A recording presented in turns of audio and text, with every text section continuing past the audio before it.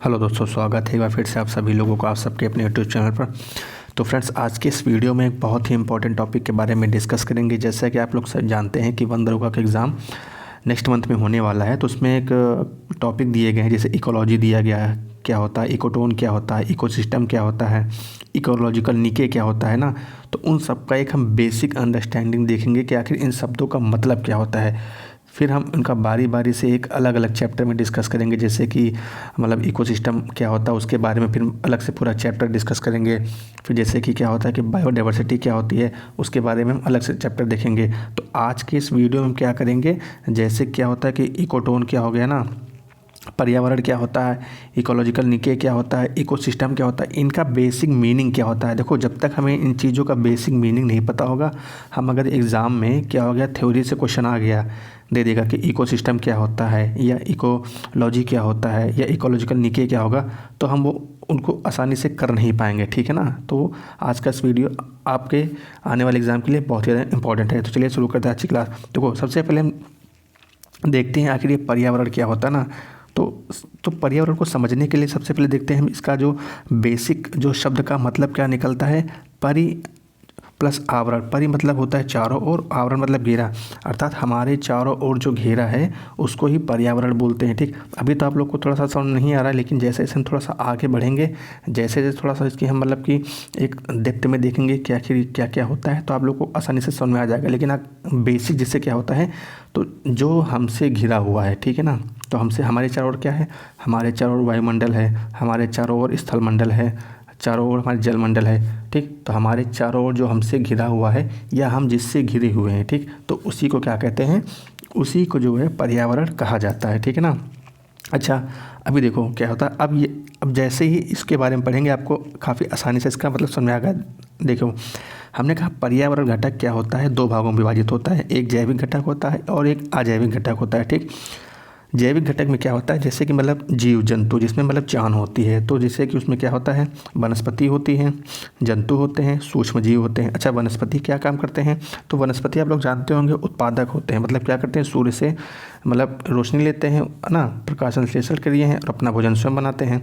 जंतु क्या करते हैं, इस पर निर्भर रहते हैं। ठीक ना, तो उपभोक्ता कहलाते हैं। सूक्ष्म जीव क्या करते हैं, मतलब ये अपमार्जक का काम करते हैं या अपघटक का काम करते हैं। ठीक, तो ये जैविक घटक हो गए, जिसमें वनस्पति आते हैं, जंतु आते हैं, सूक्ष्म जीव आते हैं। अजैविक घटक में क्या आते हैं, तो जैसे कि इसमें स्थलमंडल आता है ना, जलमंडल आता है, ये मृदा वगैरह हो गई है, गैस जिससे वायुमंडल में हो गई हैं। तो मतलब पर्यावरण के दो घटक हो गए, एक जैविक घटक हो गया है और एक अजैविक घटक हो गया। ठीक, तो ये जो जैविक घटक और अजैविक घटक नहीं है ना, इन्हीं के सम्मिलित रूप को ही जो है पर्यावरण कहा जाता है। ठीक, तो क्या होता है, देखो जैविक घटक और अजैविक घटक होते हैं, आपस में इंटरेक्शन करते हैं। जैसे कि भाई अभी हम पढ़ा रहे हैं, ठीक, हम जैविक घटक हो गए हैं, मोबाइल वगैरह इनके सब के माध्यम से पढ़ा रहे हैं। ठीक, ये अजैविक घटक हो गए हैं और एक हमारा क्या इंटरेक्शन भी हो रहा है ना, तो ये भी पर्यावरण का ही हिस्सा है। ठीक, तो ये सब पर्यावरण घटक हो गए हैं। अच्छा, तो यहाँ से हम ये समझ सकते हैं कि जो पर्यावरण होता है वो क्या होता है, जैवमंडल, वायुमंडल, स्थलमंडल और ये जलमंडल। ठीक, इनका जो मिला जुला स्वरूप होता है, ठीक, इसी को पर्यावरण कहा जाता है। ठीक, इसमें कुछ नया नहीं होता है। अच्छा, अब हम बात करते हैं परिस्थिति की।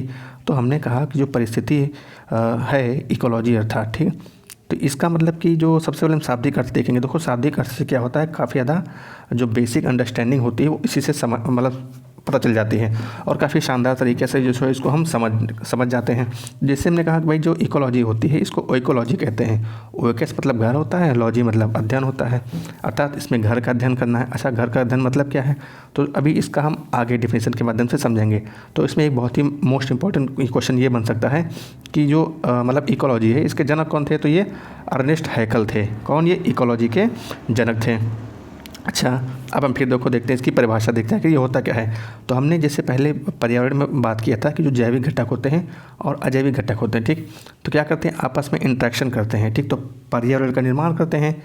ठीक, तो ये जो आपस में इंटरेक्शन करते हैं या अंतर संबंधित होते हैं, इनका जो अध्ययन हम करते हैं ये किसके अंतर्गत करते हैं, तो ये पारिस्थितिकी के अंतर्गत ही करते हैं। अर्थात जैविक घटक और जो अजैविक घटक होते हैं इनके मध्य के संबंधों का जो अध्ययन होता है वो किसके माध्यम से किया जाता है, तो वो पारिस्थितिकी के माध्यम से ही किया जाता है। ठीक, तो इसको इकोलॉजी बोलते हैं। अच्छा, अब हम देखो इकोसिस्टम। समझने का प्रयास करते हैं कि आखिर ये इकोसिस्टम क्या होता है। ठीक, इकोलॉजी आप लोग जानते हैं। देखो इकोसिस्टम क्या होता है, मतलब एक जैसे सबसे पहले यहाँ पे सिस्टम लिखा हुआ ना, सिस्टम मतलब क्या है, वहाँ पर एक ऐसा तंत्र होता है जहाँ पर क्या होता है कि किसी के जीवन जीने की सभी बेसिक ज़रूरतें होती हैं। अच्छा, अभी इसका मतलब समझ नहीं आ रहा होगा। देखो हमने जब बात किया, हमने कहा कि पर्यावरण में 3 अहम हिस्से होते हैं। ठीक, यहाँ पर देखो पेड़ पौधे होते हैं जो कि उत्पादक होते हैं, उसके ऊपर क्या होते हैं, जीव जंतु होते हैं जो कि उसका उपभोग करते हैं। पेड़ पौधों को ऊर्जा मिलती है, सूर्य से मिलती है। ठीक, तो क्या होता है कि जो इसमें मतलब एक ऐसा सिस्टम होता है जहाँ पर किसी भी जीव जंतु से संबंधित उसके जीवन की समस्त घटनाएं भाग लेती हैं। ठीक, अभी आप लोग को एक हम एग्जाम्पल से अभी समझाएंगे। देखो इसका सर्वप्रथम प्रयोग किसने किया था, एजी टांसले ने किया था। इसका अच्छा मुख्य बिंदु मतलब इसकी शर्तें क्या होती हैं कि इसको हम इकोसिस्टम कहेंगे। देखो वहाँ पर क्या होता है, सूर्य जो है ऊर्जा का मतलब प्रमुख स्रोत होता है और पारिस्थितिकी का जो है मुख्य आधार भी होता है। ठीक, अच्छा देखो इसमें क्या होता है, हमने कहा कि जो मतलब पेड़ पौधे होते हैं वो सूर्य की मदद से जो है अपना भोजन बनाते हैं। ठीक, उत्पादक कहलाते हैं, है ना। जो जीव जंतु होते हैं वो इस पर डिपेंड करते हैं तो उपभोक्ता कहलाते हैं और अपघटक होते हैं। ठीक, देखो इसमें क्या होता है, जो इकोसिस्टम होता है वो कई प्रकार का होता है, जैसे सजीव इकोसिस्टम होता है। ठीक है, और एक होता है मैन मेड इकोसिस्टम। ठीक, देखो मैन मेड इकोसिस्टम जैसे मछली हमने घर लिया। ठीक, अब देखो यहाँ समझने का प्रयास करेंगे। देखो एक तरफ हम समुद्र को लेते हैं। देखो समुद्र में क्या हो रहा है, मछली सारी रह रही हैं। ठीक, उनका अपने वहाँ पर सिस्टम है भाई, वो अपना आराम से रह रही हैं, अपना विकास कर रही हैं। ठीक, अब पानी के अंदर रह रही हैं। लेकिन जैसे अगर हम एक एक्वेरियम ले आए, ठीक, तो वो भी कहीं ना कहीं एक समुद्र का प्रतिरूप हो गया है, एक सिस्टम, छोटा सिस्टम हो गया है। वहाँ पर क्या, वहाँ पर भी जो है मछली रह रही हैं, अपना जो है विकास कर रही हैं, जीवन की सभी प्रक्रिया कर रही हैं। लेकिन क्या हो गया है कि बस ये है कि वो उसका छोटा स्वरूप हो गया है। ठीक, उसका छोटा स्वरूप हो गया है मछली घर। ठीक, तो इकोसिस्टम इसी प्रकार से बनता है जहाँ पर आपको उत्पादक भी देखने को मिलेगा, उपभोक्ता भी देखने को मिलेगा और अपघटक भी देखने को मिलेगा। वो सिस्टम छोटा भी हो सकता है, वो बड़ा भी हो सकता है, सजीव भी हो सकता है और मैनमेड भी हो सकता है, अर्थात प्राकृतिक भी हो सकता है और मैनमेड जैसे हो सकता है, जैसे मछली घर हो गया है, चिड़ियाघर हो गया है। अब भाई जीव जंतु सारे आपको जंगल में भी मिलेंगे। ठीक, तो प्राकृतिक इकोसिस्टम हो गया है और उनको उसी तरह का माहौल दिया जाता है एक चिड़ियाघर में। ठीक, तो वो क्या हो जाएगा, वो कृत्रिम इकोसिस्टम हो जाएगा। वहाँ पर भी जो है वो उनको जो है भोजन दिया जाता है, अपमार्जक होते हैं, पेड़ पौधे जीव जंतु, एक छोटा सा सिस्टम बना दिया जाता है। ठीक, तो वो हो जाता है। अच्छा, इकोलॉजिकल निके क्या होता है वो देखो अभी हम देखते हैं। देखो सारा सिस्टम अराउंड, देखो अभी हमने कहा जैविक घटक होते हैं और अजैविक घटक होते हैं। ठीक, ये मिलकर क्या करते हैं, पर्यावरण का निर्माण करते हैं। ठीक, अच्छा देखो पर्यावरण में देखो जो भी चीज़ें होती हैं, जैसे जीव होता है, जंतु होते हैं, है ना। देखो उनका क्या ना क्या होता है, मतलब उनकी एक हैबिटेट होती है। हैबिटेट मतलब वो कहीं ना कहीं किसी पर्टिकुलर स्थान पर रहने के आदी होते हैं या उनकी आदत होती है। अच्छा, इसका मतलब क्या होता है, जैसे कि हमने कहा जिसके पृथ्वी पे क्या है, डिफरेंट लोकेशन पर डिफरेंट टेम्परेचर है और वहाँ के हिसाब से वहाँ की जो है वन की मतलब आबादी पाई जाती है, प्रजाति पाई जाती है और जो है वहीं पर जीव जंतु की आबादी पाई जाती है। जैसे भाई अगर हम मरुस्थल की बात करें तो वहाँ पर जो है कटीली झाड़ियाँ पाई जाती हैं ना, तो क्या हो गए, वो वहाँ के रहने के आदी हो गए। ठीक, अगर हम ठंडे देशों की बात करेंगे तो वहाँ पर कोणधारी मतलब वन पाए जाते हैं, है ना। वहाँ पर मतलब कि पोलर बियर पाए जाते हैं। अगर हम अमेजान की बात करेंगे तो वहाँ घने जंगल पाए जाते हैं, क्योंकि वहाँ की आबादी ऐसी होती है। तो कहीं ये मतलब इसका मतलब ये होता है कि जो जैविक घटक होते हैं वो लोकेशन के हिसाब से मतलब हैबिटेट होते हैं, मतलब रहने के आदी होते हैं। इसका मतलब क्या होगा, जैसे आप भाई रहते हैं, ठीक, या तो भाई आप मैदानी एरिया में रहते होंगे, या तो भाई आप किसी मरुस्थल वाले एरिया में रहते होंगे, या तो आप पहाड़ी एरिया में रहते होंगे। सपोज दैट मान लीजिए आप मैदानी एरिया में रहते हैं, मान लीजिए आप मतलब यूपी में रहते हैं किसी स्थान पर, ठीक है ना। तो वहाँ पर क्या यूपी में क्या है, थोड़ा सा मतलब देखेंगे तो मतलब एक गर्म प्रदेश माना जाता है। लेकिन अगर आप चले गए रहने मान लीजिए लद्दाख में, जहाँ पे मतलब वर्ष भर टेम्परेचर रहता है, मतलब कि माइनस में रहता है, ठीक, तो आपका वहाँ पर अच्छी तरीके से विकास नहीं हो पाएगा। क्यों? क्योंकि आप जो रहने के हैबिटेट कहाँ पर हैं, उत्तर प्रदेश में है, ठीक। अगर इसी तरीके से आप चले जाएंगे मतलब साउथ में चले जाएंगे, जैसे तमिलनाडु हो गया, केरल हो गया, तो वहाँ पर क्या है, वहाँ पर जो है साल भर टेम्परेचर काफ़ी ज़्यादा रहता है। तो आप वहाँ पर भी सर्वोत्तम आपका विकास नहीं हो पाएगा। क्यों? क्योंकि आप वहाँ पे रहने के हैबिचुअल नहीं हैं। अगर आप नॉर्थ ईस्ट में जाएंगे, ठीक, जहाँ पर मतलब कि जैसे मेघालय वगैरह हो गया है, मतलब बारिश होती रहती है, मिजोरम हो गया जहाँ बारिश होती रहती है, या मतलब वहाँ पर पहाड़ी एरिया हो गया है, ठीक, तो आपका वहाँ पर भी जो है अच्छे से विकास नहीं हो पाएगा। ठीक, क्यों? क्योंकि आप वहाँ रहने के हैबिटेट नहीं होते हैं। तो जो मतलब कि कोई भी जीव जंतु है, चाहे मानव हो या जीव जंतु हो गया है, ठीक, या पेड़ पौधे हो गए हैं, ठीक, तो उनका सर्वोत्तम विकास कहाँ पर होगा? जहाँ पर वो जिस जगह पर रहने के हैबिटेट होते हैं, जहाँ पर रहने के आदी होते हैं, ठीक, तो उनका विकास सर्वोत्तम वहीं पर होता है।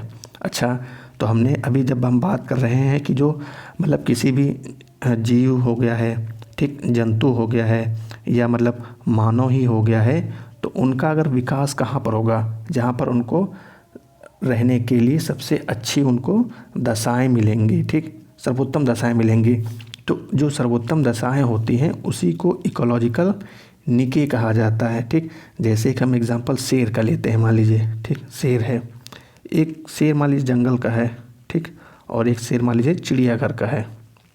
दोनों से ही शेर हैं, लेकिन जो शेर जंगल में रह रहा है, ठीक, वो क्या है, उसकी नेचुरल वहाँ पर रहने का हैबिटेट है, ठीक, उसका विकास अच्छे से हुआ होगा उस शेर के कंपैरिजन में जो शेर चिड़ियाघर में रह रहा। क्यों? क्योंकि यहाँ पर उसका वो रहने का हैबिटेट नहीं है। हाँ, जब कुछ साल रह जाता है तब भले वहाँ रहने का हैबिचुअल हो जाता है, लेकिन प्राकृतिक रूप से शेर वगैरह क्या ये जंगल के ही तो होते हैं, तो वहाँ पर उनकी सर्वश्रेष्ठ दशाएँ होती हैं उनके ग्रो करने के लिए, उनके विकास करने के लिए। अच्छा, ठीक, उनका जीवन भी अच्छे से होता है।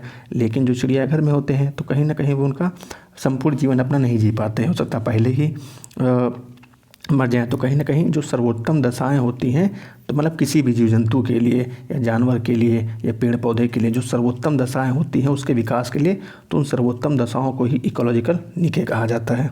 अच्छा, अब हम बात करते हैं आखिर इकोटोन क्या होता है। अच्छा देखो, इकोटोन क्या होता है। यहाँ पर जैसे मान लीजिए कोई भी दो क्षेत्र होते हैं, ठीक, डिफरेंट क्षेत्र हो गए हैं।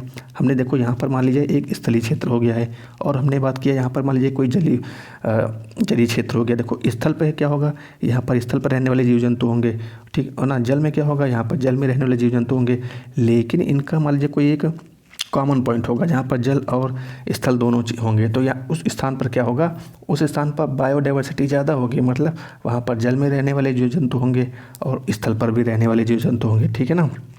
तो ये जो कॉमन पॉइंट होता है इसी को इकोटोन कहा जाता है। अच्छा, मान लीजिए ये घास एरिया है, ठीक, ये वन एरिया है, ये हमने कहा घास एरिया है, ठीक, और इसको हमने मान लिया है वन एरिया है, ठीक।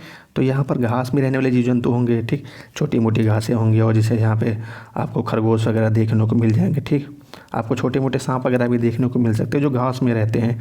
और ये वन हो गया है, ठीक, यहाँ पर आपको जो है बड़े बड़े जंगल वगैरह मिलेंगे, ठीक, आपको बड़े बड़े जानवर मिलेंगे वन में। लेकिन इनका जो ये कॉमन पॉइंट आपको नहीं दिख रहा है, ये वाला कॉमन पॉइंट, ठीक, ये क्या हो गया, घास का और वन का दोनों का कॉमन पॉइंट हो गया, ठीक। तो आपको इस स्थान पे क्या होगा, इस स्थान पर आपको ज़्यादा मतलब जैव जीवों में विविधता देखने को मिलेगी, ठीक, आपको यहाँ पर ज़्यादा वन देखने को मिलेंगे, आपको यहाँ पर ज़्यादा जीव जंतु देखने को मिलेंगे, ठीक।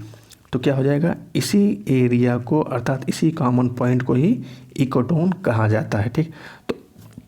तो आज के इस वीडियो में हमने क्या देखा, आज के वीडियो में हमने पर्यावरण की बेसिक परिभाषा देखी है, फिर हमने इकोलॉजी को देखा है क्या होता है, फिर हमने इकोसिस्टम को समझने का प्रयास किया, उसके बाद हमने इकोलॉजिकल निके को देखा है, फिर उसके बाद हमने इकोटोन को भी देखने का प्रयास किया है। तो इकोटोन बेस कुछ नहीं होता है, कोई भी दो एरिया होंगे, उन दोनों एरिया का जो संक्रमण पॉइंट होगा अर्थात जो कॉमन पॉइंट होगा, ठीक, दोनों एरिया का कॉमन पॉइंट हो गया है, या कहीं उसको लिखा रहेगा संक्रमण पॉइंट हो गया है।